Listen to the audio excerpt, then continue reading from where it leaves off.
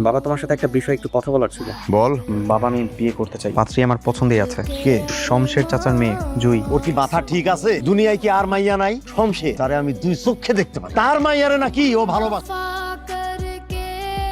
এখনই তো সুযোগ। মানে শমশের ভাইয়ের মেয়ে আমাকে নাইমরে ভালোবাসে, নাইমের সাথে শমশের ভাইয়ের মেয়েটি বিয়েটা দিয়ে দেন। এদিকে যে এমপি সাহেব যে শমশের মেয়ের সাথে আত্মীয়তা করার চেষ্টা করতো, এটা ধুলিসাৎ হয়ে যাবে।